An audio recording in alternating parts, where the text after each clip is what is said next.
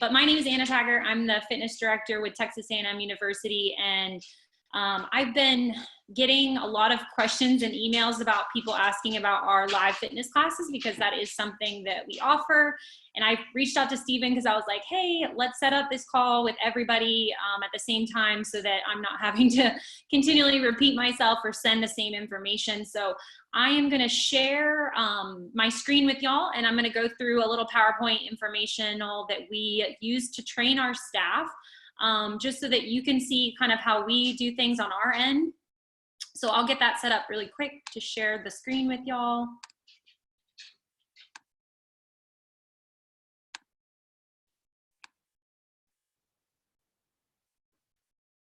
All right, cool. So you should be able, if you have your video on, or like you can see me, then you should be able to see the screen, unless you're just calling in on the phone. You might not be able to, but know that I'm gonna post this PowerPoint in the Collegiate Fitness Director's Google folder so that everyone has access to it. I've already sent it to a lot of people via email. So you will have access to this once we finish this call, as well as the recording of the call, as Stephen mentioned. I want to preface this conversation by saying that the way that we do things at Texas A&M and the way we're doing our live classes is not the end all be all. It's not the perfect way. Every university and program is different. So just know that what you're doing might look different. You might not 100% agree with the way we do things, but I just wanted to share what we're doing so that I could hopefully help people that are moving into these live classes, because we have learned a lot. We got this going within 2 days. Big shout out to my staff. I know Miranda's on the call. She's our fitness and wellness coordinator, and we would not have this going if it wasn't for her and our graduate assistant, as well as our marketing team. We have a marketing program area that does all of our marketing for the department, and they have been a huge help in all of this. So this is not solely a me project. It is 100%, we are successful because of the people on our staff that have been helping us out. So again, I will open up the mics for questions at the end. And my goal is just to help y'all get some information from this as you move into potentially live classes via Zoom or any other platform, because there are tons of platforms out there. So this presentation is going to look a little bit like for instructors, like a how to set up their classes. Currently, we are running our fitness classes from the instructor's location. So if they're at home, we started off when our rec center was still open doing the live classes in the studio, which was nice because it set up that professional looking space. However, the sound quality and the footage was not the best from Zoom. Just know that moving forward, the recordings are not the best quality. But now that the instructors are teaching from home, it's actually a little bit better quality. I think because of the fact that they're not in a big open studio with the speakers and the mics and things like that. But so last week we started running 3 classes a day during the week and 2 classes on the weekends, just to get a gauge on how this was going to work, how many people were going to join in and participate. And so far it's been really successful. So the first thing we did with our staff is talked about how to set up their space. So we, again, started filming in the rec and in our rec center in our studio, and we were able to set up the space for them. But we knew that eventually the rec would probably be closing and that we would be having the instructors work from home. So we kind of started training them even before they started teaching from home to be prepared for this to happen. And now that's what they're doing. So we talked about setting up their space. So making sure that they're in a space that's not going to be interrupted. Obviously, you don't want like, you know, little kids or your roommates or your dogs or cats. Yes, it's really cute when that happens. But as you know, we are recording these and sharing them. So we wanted it to be as, you know, clear and interrupted as possible. Making sure the background has no identifying factors. This was really important and brought up from our risk management team. So because they are teaching from home, we don't want anyone to know where they live or where they are. So that's really important to let your staff know that that think about the space that they're going to be in, and there shouldn't be, you know, anything that could identify where they live or where they are. We even got into so much of this question of, can someone trace the person? And we looked into it with our IT department, and actually with Zoom accounts and Zoom links, you can't trace that exact address to where that person is. So if you're concerned about that or worried, just know that someone wouldn't be able to like hack into your account, find your IP address, and like know where your instructors are teaching from and be able to go to their house and find them. But that did bring up, you know, it was good that we asked that question because we weren't sure about that at the beginning. Obviously we want the participants to see their whole body. So making sure that they're looking at their screen, checking to make sure how far they can move within that space is really important too. And then obviously following the guidelines of dressing appropriately that we set in place in our classes in the studios. The same guidelines apply to teaching from home. So music options, I know, has been like a huge conversation. Lots of people have been asking in the group, and lots of people have been asking me about it. With our classes, the thing about Zoom is that the music quality is not the best. You can't hear it super well in the background. For live classes, it's not as much of an issue. The licensing stuff more comes into play with the recorded video content. The thing to note about Zoom, and I wrote this on here, is that with the recorded videos right now, the music cuts out completely, or you can barely hear it. And I think that's a Zoom policy with, I'm assuming that's a Zoom policy with their music licensing. And I think also so that when someone is talking, there's nothing interrupting. So if you watch if you haven't watched any recorded Zoom videos yet, just know that the music really does cut out a lot. So we've been kind of going about this in the way that at the beginning of the classes, the instructors preface with a lot of things. One being letting them know, hey, this is like the BPM I'm using, like 128 BPM or 130 or whatever that might be. And then also including that when we share those recorded videos. So letting people know, hey, you can go to this, you know, like recommending this playlist or this place for music to our participants, so that they know they can still get a great workout by watching and hearing the instructor, and then they can play their own music on the side. That hasn't really been the biggest concern for us. We want to focus we're trying to focus mostly on the live classes. And again, I know everyone's different, every program is different, but our goal in getting these live classes out was to continue the service and the classes that were provided to our participants. So to just kind of ease them into the online classes straight from coming to the studio. Now they can continue doing the same classes with their favorite instructors in person at set times, which we already know does help some people when they have like a set time that they have to do a workout versus doing it on their own time. So that was the goal of ours in the live classes. So far the feedback has been amazing. We've gotten tons of emails from participants saying how much they love it. And we've had anywhere from 15 to 50 people on our classes too. So that's been really great. So we do have one Zoom account. Definitely would look into this. If your university has its own Zoom account, is what I would suggest using. So we have all of our staff sign into this account, and they, you know, are obviously on here. We tell them don't make any changes. You know, all you do is we have step-by-steps on how they actually get to their class to start it. But this is a great way to just have like an easy platform for everyone to get into. I will say when it comes to hosts, each host can only have like one class at a time. So for example, you can't have like 2 classes going on at 5 o'clock or 2 meetings at 5 o'clock with that one host. You can start, like I could start this meeting and then have breakout rooms from there at the same time. But for our classes, we started with 3. We had one at 12:15, one at 4:15, and one at 5:30. Starting next week, we're moving to 4 to 5 classes a day. 2 in the mornings, 1 in the afternoon, and 2 in the evenings, just based on the feedback that we've gotten so far from our participants and and the times that work well for them in the classes that they want to see moving forward. So we encourage our staff to use their iPhone, tablet, computer, whatever they feel works best for them.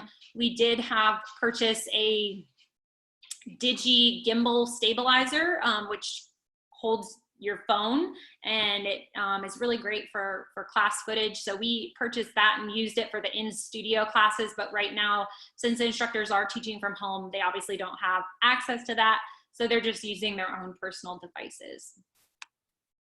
So to start your class, again, this is a training platform that we use for our staff, so we tell them to log in. Under the meetings on the side, they click on that, they find their class, and then they click start.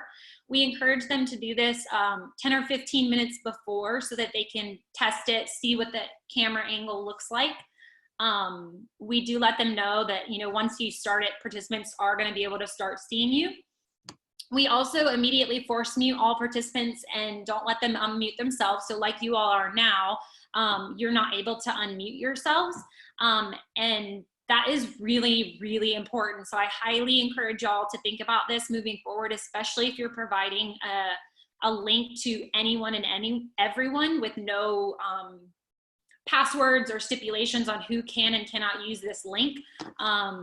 And I'll talk more about that at the end of the presentation, but we also have them, we make sure they don't allow participants to mute or unmute themselves. We give our instructors the Zoom links on how to do things in case they're a visual learner and they want to go watch the videos, kind of like what Stephen posted yesterday for us with co-host and host. We also have them double check that their microphone is not muted, and then make sure the device that they're using is horizontal and the space looks good and they're ready to go. Then they can log off of that and then they can restart that meeting, and we have them start it about 5 minutes before the class starts. So before their class begins, our settings that we also have for our account is that all participants, when they enter, their video is turned off.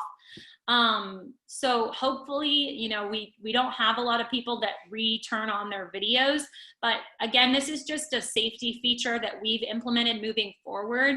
And I'll explain a little bit more on why at the end of the presentation.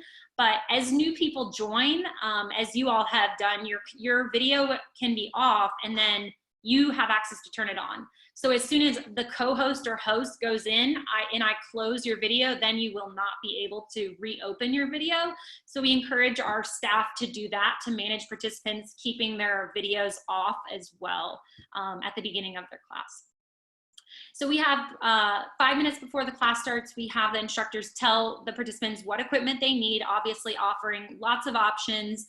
I know I've seen some great content from other universities on options for equipment for people to use for classes. So we've really been encouraging that, and even having the instructors use that different equipment instead of things like dumbbells or resistance bands or gliders. They've been using, you know, towels or bottles or backpacks and things like that.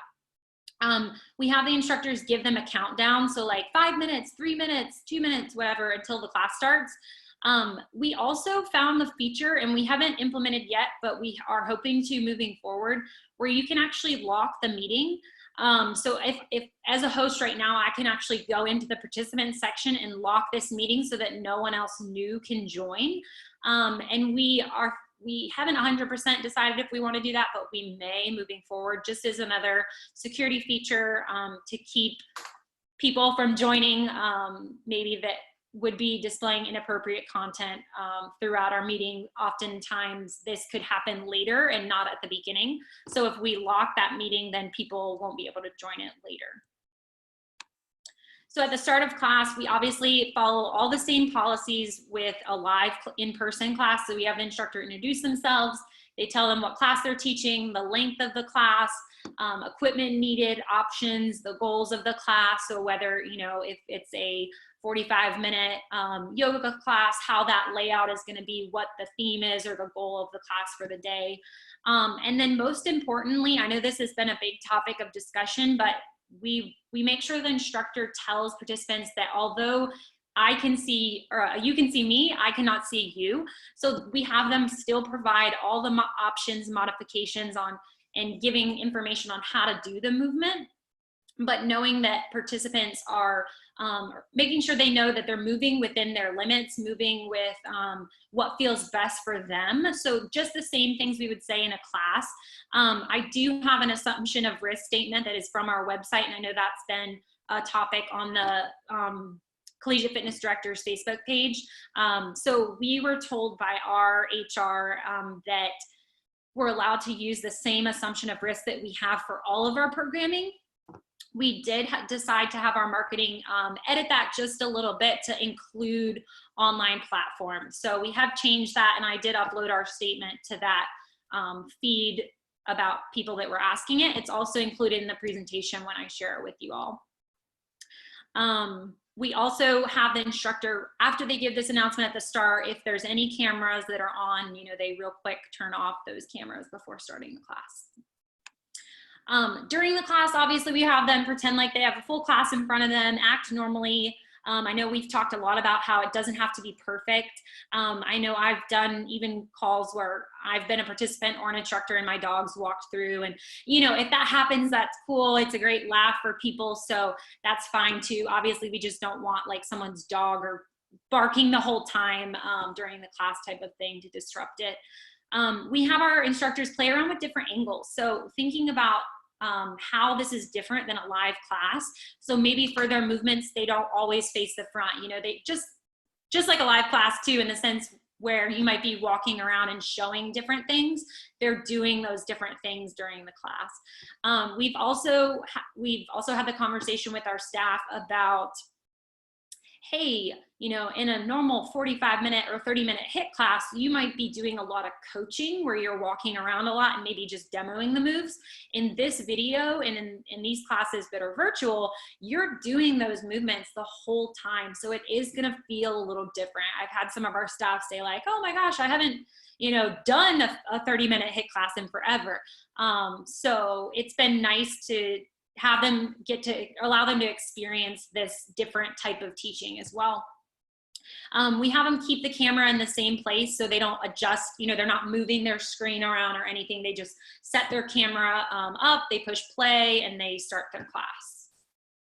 So after class, obviously we have them thank them.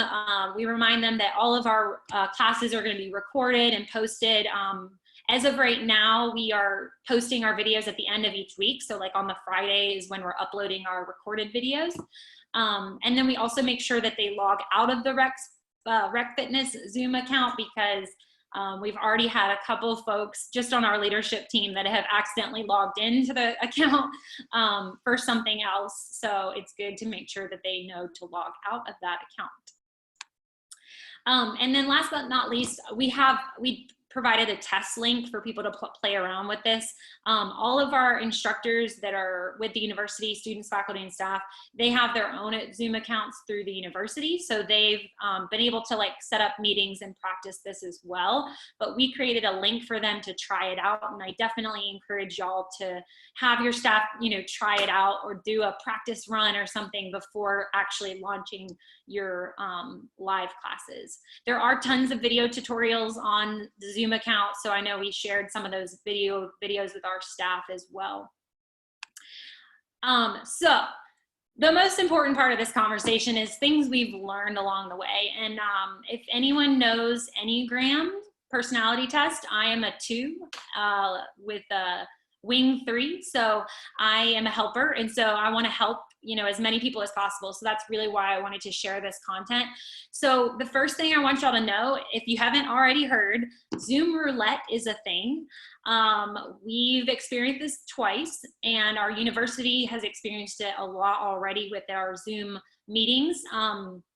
Your universities may have too, but it's now with the day and age that we are in, it's become more popular. And what it is all of the open meeting IDs are put into this Zoom roulette quote unquote game, where people just jump into these open links and these open meetings, and they can share, they can listen, they can post inappropriate content. We've had it twice happen where we had some people get on and say inappropriate content, which was when we implemented the whole muting everyone. So as I mentioned, again, this has been a learning process, and maybe your approach hasn't been to jump into it as quickly as we have, which I totally respect. I just know that my team wanted to get it off the ground as fast as possible, and I think it's been a great experience. And even though we've been learning and adapting as we go, I would have done the same thing. I would have tried to get it going as fast as possible. We have a lot of activators and achievers on our team, so we were excited when the opportunity presented itself. We've also been getting a lot of push from leadership that, to get things online as fast as possible. So that obviously had a little bit of an effect on us creating this content so quickly as well. So with the Zoom roulette, we've had one instance where there was inappropriate content spoken. And when we thought we figured that out, we had another instance where there was inappropriate content displayed in the actual video. So moving forward, starting Monday next week, we are actually implementing participants will have to log in with their university net ID and password, so that unfortunately it limits our reach. So we're not able to engage as many of the community or our friends and family who we've loved having on our classes. But we're hoping that this will be helpful with not only participant tracking, so knowing who's coming to our classes, but knowing that it will be a much safer environment for our participants is one of the best reasons we can think of. Other things that you can do, I know Stephen posted on the group some little tips, but sharing a password. So having a password to each meeting, and you can put those passwords on the link. I know our marketing team created a PDF, just like a schedule, and it listed out every class, the time, and then all of the Zoom links and meeting IDs. So you can also put a password with each of those, and that will help with the preventing of Zoom roulette users, because anything that's password protected, they cannot get into unless they were to see that link. Or that PDF, but the people that are playing this are just, we think maybe even targeting university accounts to do this. So we hope that in implementing the password will help as well. So for this meeting today, I made Stephen a co-host. If you have the ability to make a co-host for your classes, I think that's really great. What we're doing actually moving forward next week is we're having one instructor teaching, we're having one instructor as a co-host. So that instructor will quote unquote monitor the class, making sure that everyone is muted still, no one can unmute themselves. All of the videos are closed, and then they can also lock that, that meeting. We also are having giving them the ability to remove people from the meeting. So if you're not aware of that, you can remove participants from the meeting. I know Stephen mentioned you can also create a waiting room where you have to actually accept participants before. The one thing about that is how many people are you getting into your meeting. If it's 50 or something, then you're having to sit there and as they join, accept them into the meeting. So we wanted to try to eliminate that, but if that is another option to keep your links a little bit more secure as well. The last thing I wanted to share with y'all is just our marketing team has been really, really great and giving us feedback that can not only help them, but help the quality of our classes.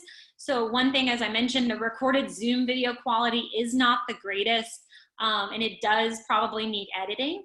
So next week we are moving to a 1080p account, which does provide that HD better quality image. And then we also are hoping that moving from the studio to the at-home classes, it'll help with the sound quality a little bit better.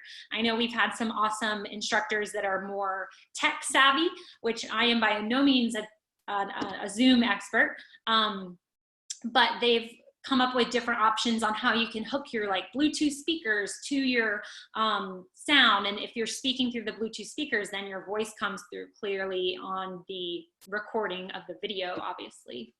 One other thing our marketing staff has told us is that 45-minute classes are very challenging for them to edit.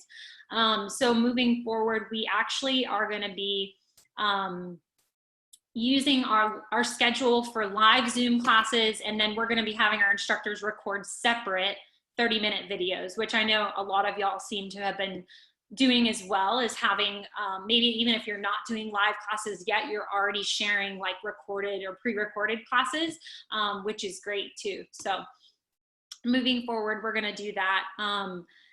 The other thing is that to comply with our disability services policies, all of our content must include captions. We're still working through this challenge. We've reached out to them, and they've told us basically that because we're going to be sharing the recorded versions that will be captioned, it's fine that we have the live classes that don't have the caption. Just know that live classes or live meetings in Zoom, you can do captioning. For a fitness class, captioning live is a little bit more challenging than just in a meeting.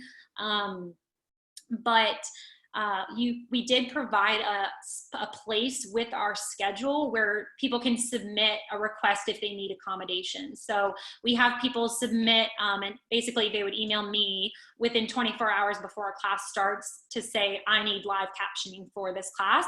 And then we would just, one of us on the leadership team or another instructor, we would have actually typing the live captioning for the class as it's happening.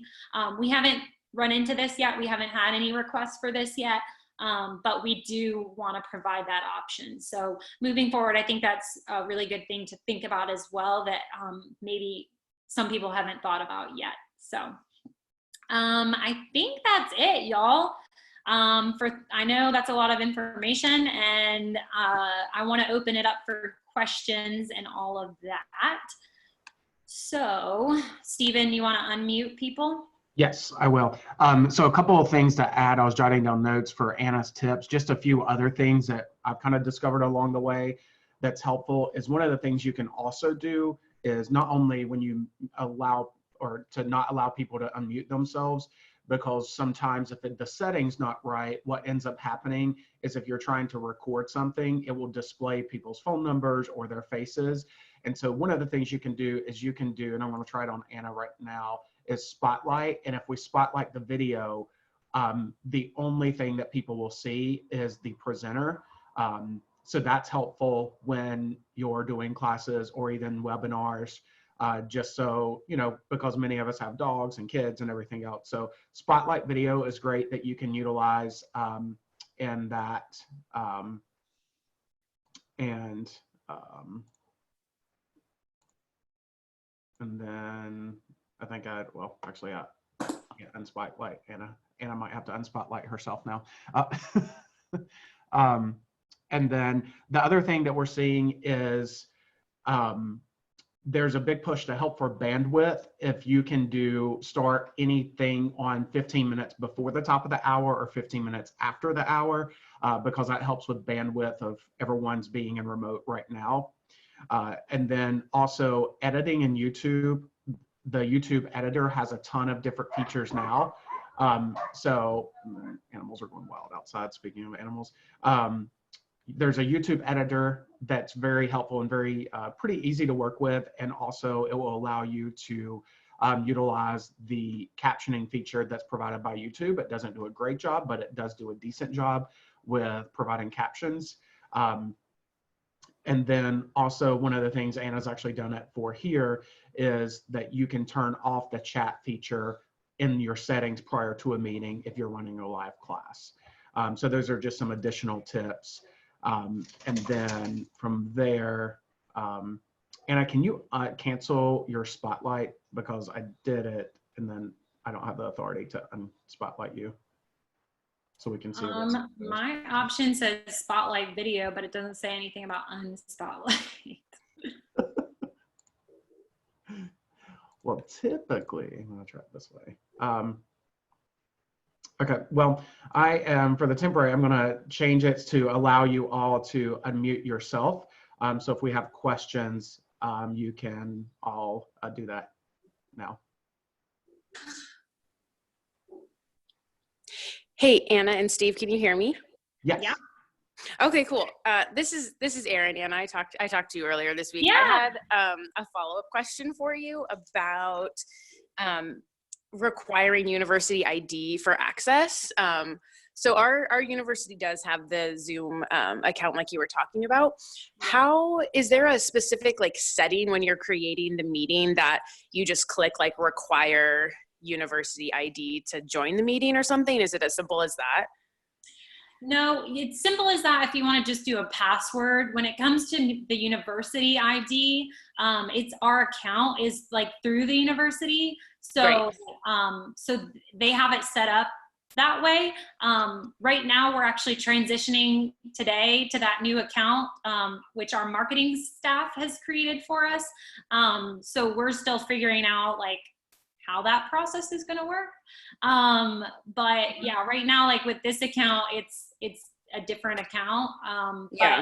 But our marketing team has set it up to with IT to make it so that it'll require that. So I'm not sure fully to answer your question if it's something you have to ask your the university to implement. But I know like with our students, for example, for their university accounts, to access their classes and meetings and stuff in Zoom, they have to enter their net ID too.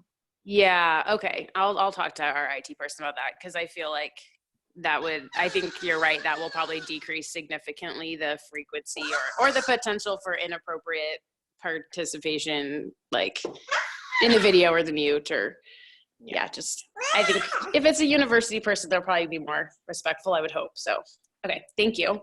Mm-hmm. Hey, Anna, I actually can add to that just because Jared just emailed us how to do that. So Erin, to answer your question, when you go to your meeting options, when you're scheduling, there is a box that you can check that says only authenticated users can join. And so since we will be using our TAMU account, like we can say the drop-down option is TAMU net ID. So that is an option that you can definitely do. Okay, awesome. Then, thank you. Yeah, I can see out of each section,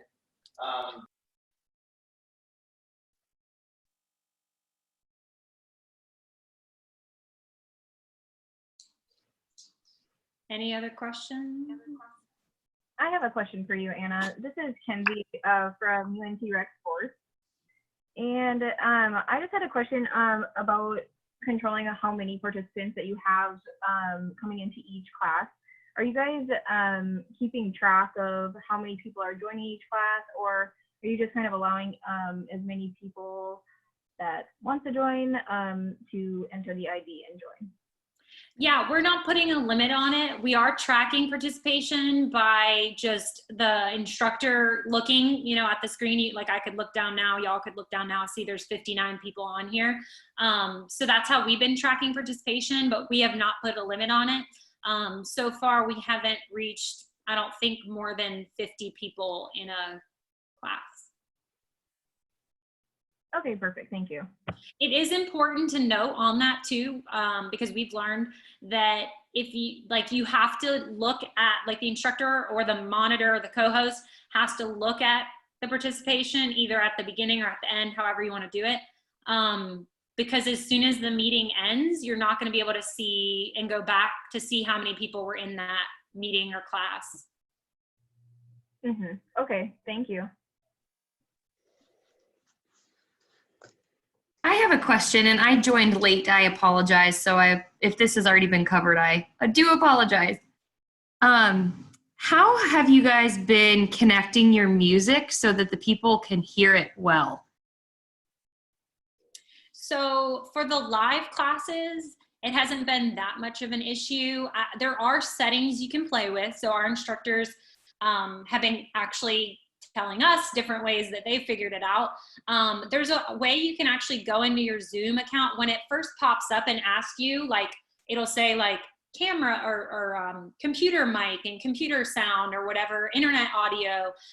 You can actually go into the settings and change it. So if you have like Bluetooth speakers, you can set it to the Bluetooth speakers or the headphones or whatever it might be.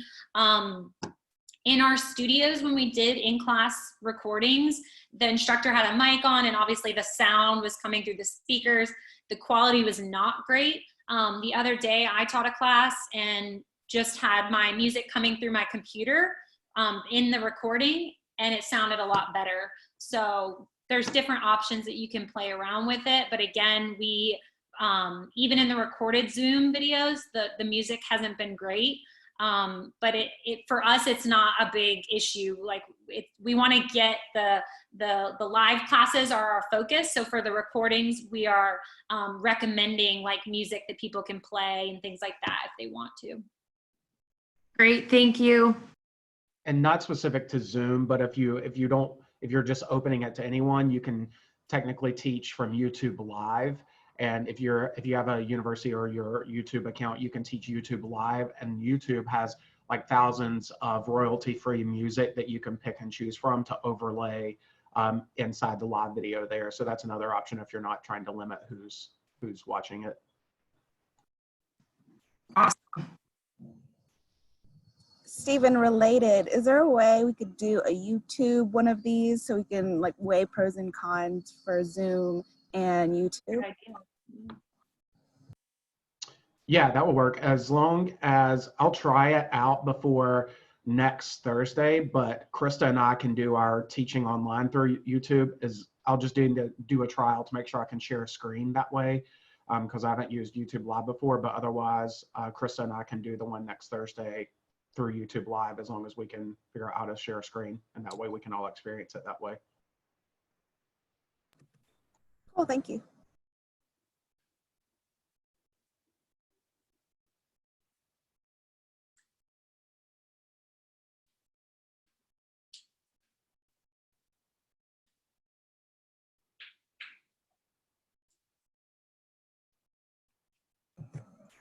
Hi, Anna, Gabby again. Hi, Gabby. Question, have y'all thought about how you're going to solicit feedback for the participant experience? So you can see if this is something that we want to continue. I'm thinking maybe in the fall for those instructors that have, you know, flexible schedules, or what that looks like. I also really think this is an awesome platform for those students that are intimidated by the facilities. So being able to work out from their home. And I'm thinking, how do we garner their experience now so that we can better the virtual experience in the fall?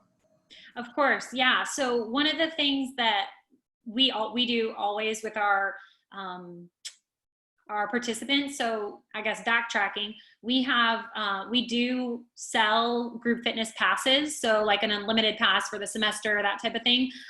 So we get their email information, so we are able to survey our pass holders to get information on how to better our classes and what they like and what they don't like, things like that. For this, we with the net ID and password, so because people are going to be having to log in, we can actually get that information on who is coming to the classes because they have to log in. So that's going to enable us to get their emails, and we can we'll be able to survey them that way, which is a goal of ours. So if you are, if you're not requiring any type of password or anything like that, really there's no way to know who's on your call. So for now, that's our plan moving forward, because yeah, I agree. I think it'll be a great platform to continue in the future.